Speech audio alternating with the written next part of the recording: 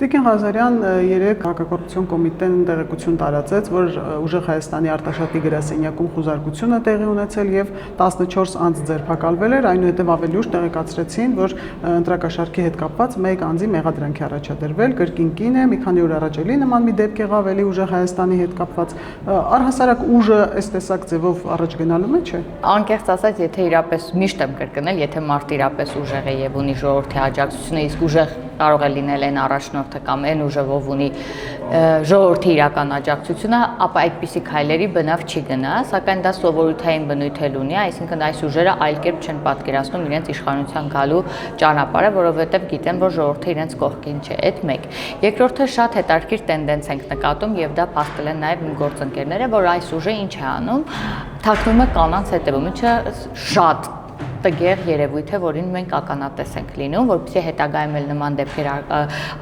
ի հայտ գալու դեպքում ասեն, գիտեք, ինչ կա, կին է, անչափահաս երեխաներ ունի կամ անչափահաս երեխաներ չունի, պարզապես կին է եւ պետք է սոլիդարություն դրսեւորել կնոջ նկատմամբ, ոնց կարելի է նման, բայց ես ուզում եմ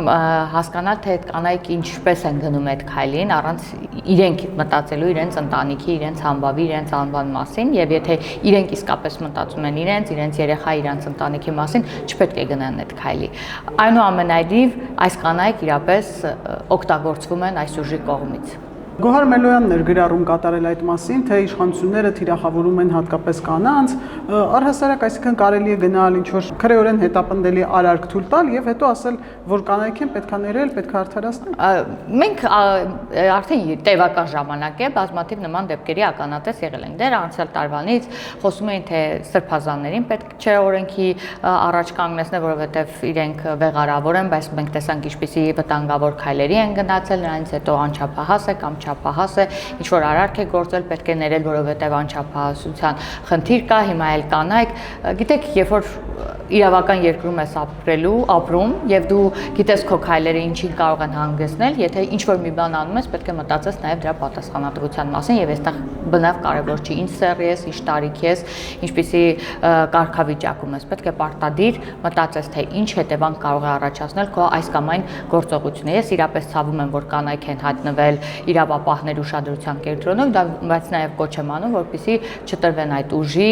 խոստումներին եւ չանեն այնպիսի գործողություններ, որոնք որ իրենց վնաս կբերեն։ Եվ խոսենք նաև առհասարակ ընդդիմադիր ուժերի վերաբերմունքի մասին իրենց աջակիցների նկատմամբ։ Իրավապահ մարմինները ամենատարբեր ձայնագրություններ տարբեր ժամանակներում հրապարակում են, օրինակ Բագրատ Գալստանյանի կալանավորման ժամանակ կար մարդկանց անվանել խորը անասուն ազգ։ Այս մյուսները շուն ու շանգյալ, ինչ որ մեկին ավել տալ, մի քիչ պակաս տալ։ Առհասարակ այս ամեն ինչից հետո մարդկանց ինչ կոչ կանեք, հատկապես ընդդիմադիր զանգվածին եւ նրանց ընտրողներին։ Ես անկեղծ ասած չեմ էլ զարմանում նման արտահայտությունից, որովհետեւ մենք բազմաթիվ անգամ ենք տեսել նման դեպքեր, երբ որ ընտրություններից առաջ բաժանվել են ընտրակաշառքներ, իսկ երբ են բաժանում ընտրակաշառք եւ չեն համարում մարդուն արժեք եւ մարդու քվեն հաշվի առնում եւ փորձում այդ բանը քվեն գնել, երբ որ մարդուն իրապես արժեք չեն համարում եւ բնական է, որ արտահայտման ձևերն են պետքա լինեն այդպես։ Ես ուզում եմ հիշեցնել մեր ընտրողներին, մեր քաղաքացիներին, որ երբ որ մարդիկ ձեզ առաջարկում են ընտրակաշառք, որպեսզի դուք այս կամ այն ձևով ձեր ձայնը տաք այս կամ այն ուժին, արդեն դուք դադարում եք լինել որպես սուբյեկտ, հետեւաբար նրանք կարող են հետագայում ձեզ անվանել այնպես, ինչպես կարող են, եւ հետագայում, եթե նույնիսկ ինչ որ մի կերպ իրենք իշխանության կան, վերաբերվելու են այնպես, ինչպես վերաբերվում են եւ ինչպես ձեզ անվանում են։ Արդեն մի քանի օր է ազգային ժողովում քննարկվում է կառավարության նախագիծը, թեև այսօր ընդդիմադիրները ժամանեցին աշխատանքի կարելի ասել, բայց ամբողջ 2 օր իրենք գալիս էին գրանցվում էին եւ դուրս էին գալիս, այդ մասին նաեւ վարչապետը տեսանյութ հրապարակեց, ասաց թե ինչի համար են գալիս, սա նորմալ երևույթ է պատգամավորում։ Դե բնականաբար նորմալ չէ եւ այս մասին ես ցանկանում եմ խոսել։ Այո, նրանք չկարողացան նստել դահլիճում եւ լսել կառավարության ծրագիրը։ Ինչի համար չէին կարողանում լսել, որովհետեւ նախ բովանդակային ասելիք չունեին, որպեսզի կարողանային այդ ամեն ինչին մտահոգություն հայտնեին կամ ինչ-որ ձևով քննադատեին կամ ինչ-որ բան, որովհետև արված աշխատանքները էապես երևում են, եւ երկրորդ հիմնական պատճառը նրանք պարզապես չէին կարող նստել եւ լսել, թե ինչպես են կենսաթոշակները ավելացել, թե ինչպես են հազարավոր մարդիկ առողջության ապահովագրությունից օգտվում, թե ինչպես են բանակը պարազինությունը ավելանում, թե ինչպես է գիտաշխատողի սահմանապահի եւ այլի աշխատավարձ բարձրացել, ինչի մասին պետք է լսեն։ Իրեն ժամանակներում նման բան երբեք չեն արել եւ այս արդյունքները իրապես շատ բարձր էին եւ իրենք ուղակի ի վիճակի չէին այդ ամեն ինչը լսել, որովհետեւ երբ որ Հայաստանը զարգանում եւ առաջ է գնում, դա անմիջապես վնասում է իրենց քաղաքական գոյությանը։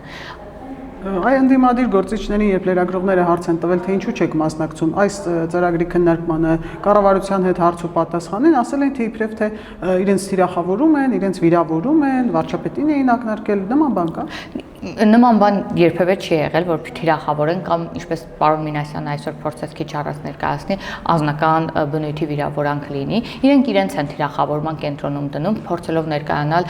տարբեր ուժեր եւ այլն, ինչպես տեսակ իրենց այս Հայաստան դաշինքը Քոչարյանի գլխավորությամբ ինչպես է տեղավորվել տարբեր կուսակցությունների երկրորդ համարներում, կարծես վերահսկողություն իրականացնելու այդ դաշինքների կամ կուսակցությունների քայլերի, ընտրությունների գնալու ընթացքի ծրագրերի եւ այլնի վերաբերյալ, այսինքն փորձում են ամեն կերպով այդ ինչպես մենք ենք կոչում այդ երագլուխ կուսակցությունները իրենց առաջնորդ կարգել Քոչարյանի եւ այստեղ պարզից էլ պարզ է բոլորս էլ այդ ամեն ինչը տեսնում եւ հասկանում ենք, բնականաբար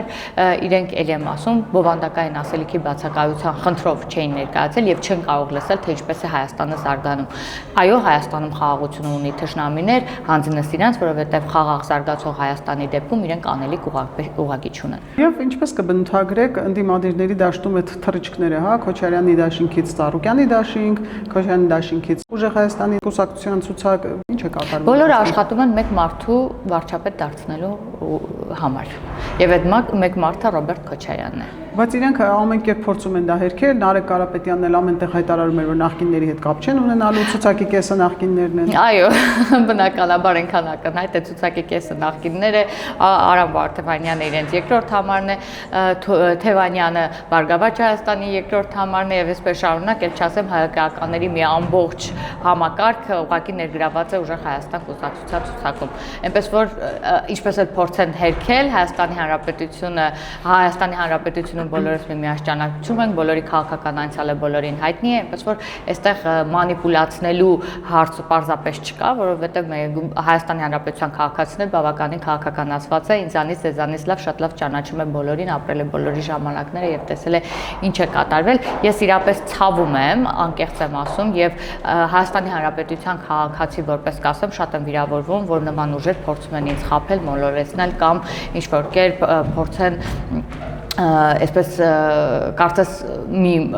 ապրանք վերաբերվել Հայաստանի Հանրապետության քաղաքացուն։ Նաև խոսենք մարզային այցերի մասին, դուք վարչապետի հետ շրջում եք Հայաստանի Հանրապետության գրեթե բոլոր մարզերում եղել եք, Երևանում մի քանի օր անցկացրեցիք, հիմնականում բնակիչները ինչ դժգոհություններ են ձեզ ներկայացնում, ինչից են գոհ։ Գիտեք, բնակիչների ես ընդհանուր առմամբ կնշեմ, թե ինչպիսի տենդենսներ եմ նկատում, ես այդ մասին էլ խոսել եմ, պարտադիր բոլորը շոշափելի կերպով զգում են խաղաղության աստեցությունը իրենց համայնքում, այսինքն արդեն վերացարկված են այդ խնդրից, որ պատերազմ չլինի եւ այլն, ոչ մեկ այդ մասին ոչ հարց է տալիս, ոչ մտահոգություն ունի, ընդհակառակ բոլորը կարծես նշում են, որ վարչապետն էլ նշեց, ես էլ երեք իմ խոսքում նշեցի, որ թոշակառուները նույնիսկ երբ որ խոսում ենք թոշակի մասին, ասում են մեզ թոշակը հետաքրքիր չէ, կարևոր երկրում խաղաղություն լինի եւ բացի դա ես ես ասեմ ծրագրերի բարեփոխումների տարբեր այսպես նրբությունների մասին են խոսում, ինչը շատ ոգևորող է, դա նշանակում է, որ բարեփոխումը մտել է համայնք եւ համայնքի բնակիչը որոշակի գուցե նյուանսների հետ համաձայնություն չունի, դիմում է որպեսզի այդ հարցը լուծվի, ինչը ուրախացնող է բնականաբար, այսինքն տարվում է աշխատանք, աշխատանքի վերաբերյալ բնականաբար կլինեն հարցեր, որոնք էլ ստանում են իրենց պատասխանները։ Նաև այսպիսի դժգոհություններ են հասնում մեզ, այսքան մտահոգություններ, վստահ եմ կարող է ձեզ էլ հասած լինեն, որ մարդկանց մեջ տարածում են, որ ընտրություններից հետո հնարավոր է թոշակները հանեն, կամ առողջության ապահովագրությունը կասեցվեն, ծրագրեր հանեն, կամ ինչ որ մի ժամանակ մանիպուլացվում էր թոշակների բարձրացումը նրանով, որ բան է, կարծես ընտրական կաշառք էր դիտարկվում, այսինքն այդպես էին փորձում բացատրել, բայց երբևէ նման բան չի լինի, որ թոշակ կնվազի կամ առողջության ապահովագրությունը ինչ որ մի ժամանակ կկասեցվի։ Շնորհակալություն։ Ձեզ էլ եմ շնորհակալ։ Հավանիչ տեսանյութը եւ բաժանորդագրվիչ նորությունները բաց չթողնելու համար։